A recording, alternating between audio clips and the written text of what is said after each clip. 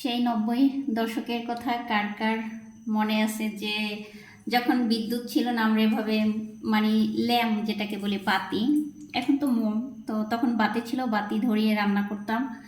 আর এখন আমরা বিদ্যুতের লাইটের আলোতে রান্না করি। অবশ্য সবারই মনে আছে সেই 90 দশকের কথা, যে কিভাবে আমরা রান্না করতাম বা থাকতাম। তো আমি এখন হাঁসের মাংস রান্না করব, চীনা হাঁস যেটাকে আমরা বলি। এগুলো আমার বোন পাঠিয়েছে। বাড়ির পাশে বোন থাকলে অনেক সুবিধা হয়, তাই না? আলহামদুলিল্লাহ, আমার বোন অনেক কিছু দেয় আমাকে, শাকসবজি। ওদের নিজেদের খেতে হয়। আর এই হাঁসগুলো ছিল কেনা। ও মাংস প্রসেস করে পাঠিয়েছে আমার জন্য রান্না করার জন্য।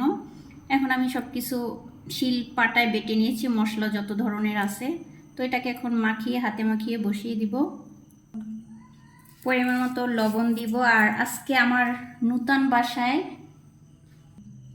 বাসায় দ্বিতীয় দিনের মতো রান্না। গতকাল রান্না করেছি, কিন্তু এত প্রচুর পরিমাণে ব্যস্ত ছিলাম, একটু ভিডিও করতেও ভুলে গিয়েছিলাম।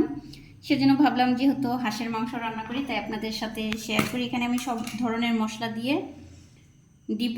এটা ধনিয়া গুঁড়া, মরিচের গুঁড়ো, হলুদের গুঁড়ো, ধনিয়ার গুঁড়া, জিরা বাটা, আদা রসুন সব কিছুই দিয়ে দিয়েছি আমি পরিমাণ মতো।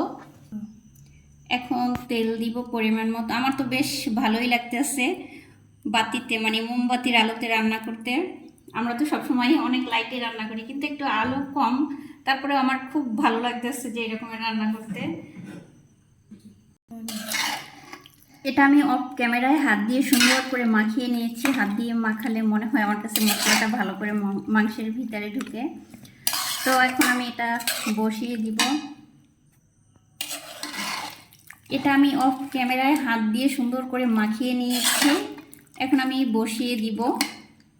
হয়তো লাইটের আলো একটু কম, কিন্তু তারপরেও কি ভালো লাগতেছে, তাই না? এই যে পাশেই মোমবাতি, আর আমি এখানে দাঁড়িয়ে দাঁড়িয়ে রান্না করতে আসি। অসাধারণ আমার কাছে তো মুহূর্তটা মনে হচ্ছে। তো চুলার উপর বসিয়ে দিয়েছি। আর আমি এখন গ্যাসের চুলায় রান্না করি, যেহেতু রাত, সেজন্য আর মাটির চুলায় রান্না করতে গেলাম না।